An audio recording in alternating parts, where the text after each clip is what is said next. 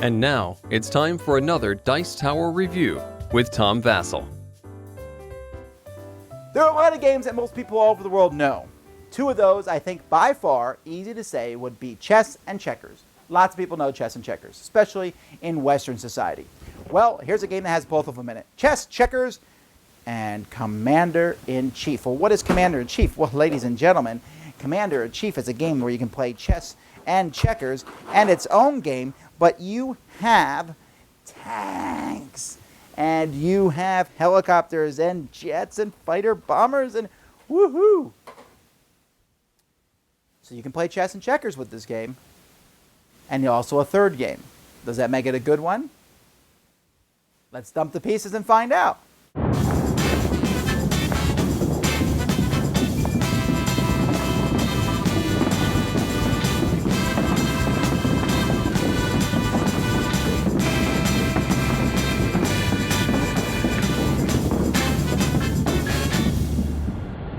So here's the board. Now, this game is called, as I said, Chess, Checkers, and Commander-in-Chief. So you can use these pieces to play chess or checkers.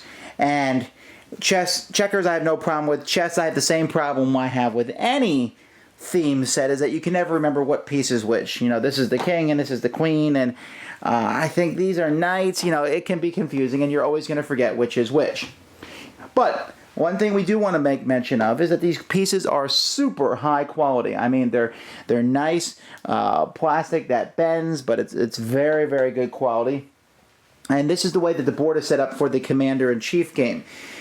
You can play it on the other side of the board if you want a more abstract look. Why you would want that is beyond me. But there's all the different pieces here. The different flying pieces have a base that you can put them on to show that they're flying. And they even have base pieces for everything else, but it just looks crazy to me, because why would I want to use this guy on a base when he looks just fine without the base? Now, you can, in the advanced game, add bases to some of the things of your choice, which makes them doubly hard to hit. Now, I hope I have this correct. Here's how the different pieces move that you have. You have many pieces here, and your object is to catch your opponent's main piece here. But you have your amphibians. An amphibian can move one space forward in any direction. If he hits the other side, he becomes a king amphibian, in which case then he can go in multiple directions, and he can move 2 spaces. The submarines, they can only move in the water. So your first move, you're out into the water. And after that, a submarine can go 2 spaces in any direction. A destroyer can also only go in the water. So its first space, it goes out into the water 1 spot, and then after that, it can go 1 space in any direction. Then we have the tanks. Tanks can only go on the land, and tanks can go 2 spaces in any direction, and tanks can't be jumped. So that's the neat thing about a tank, not to mention tanks are just cool. Then we have the helicopters. A helicopter can go 2 spaces in any direction.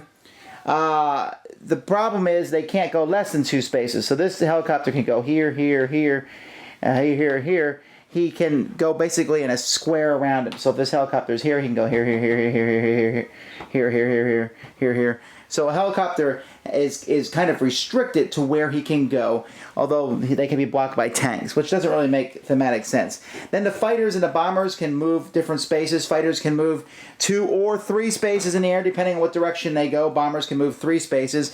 And then your commander can go 2 spaces if he's in the water or on your land, but once he's on your opponent's land, he can only go 1 space in any direction.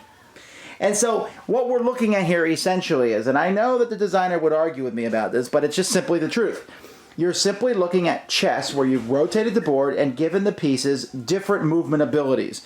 And there is some restrictions because the airs can go anywhere, but the land units the tanks can only stay on land. The amphibious units, they can go anywhere. The water units can only go in the water. So the board is colored to help you out in that regard, but there is more restrictions in this regard. In fact, I think there's even more restrictions in this than there is in Chinese chess. So that is basically how you play Commander-in-Chief. I have some friends who have some boys, and I'm going to give them Commander-in-Chief. And that is not in any way a promotion of me for the game. Because I'm going to give the Commander-in-Chief because I think they will enjoy playing with the tanks and ships and boats and stuff. So they're cool pieces. They're good pieces. But I mean, really, if I want to buy them some cool army pieces, I can just go to the store and buy them. I understand that Commander-in-Chief is a labor of love by the designer. And I understand that I'm sure that there will be a comment somewhere on this video where he will explain in great length why I'm missing the point of the game. But what Commander-in-Chief is it's a restricted chess with different pieces, moves for the pieces. You can argue all you want, but that is what it is. What he has done is he has rotated the board, restricted pieces and said you can only move this way, and changed how pieces move. And there have been many abstract games throughout history that have done the same thing, where they've taken chess and they made a game that's pretty much the same thing as chess, just the pieces move differently. Now that could be good, but the problem with it is it lacks finesse. You are constantly having to look at this because the pieces themselves, yes, it makes sense that submarines and destroyers go into water and that the airplanes and bombers can go anywhere and that tanks can only go on land, but you cannot remember how many pieces each one moves. You're constantly having to look at here. Now, granted, you might have to constantly look at here if the first time you played chess, too. But I didn't. I just found this game somewhat non-intuitive. Not to mention, and maybe I'm not a good strategist, but I just didn't see a lot of the point. The tanks can only stay on your own land, so they sit there and defend, and the units move in the ocean, so why not pull back and just defend and wait for your opponent to come get you? It wasn't like they can trap your king in a corner type situation like in chess.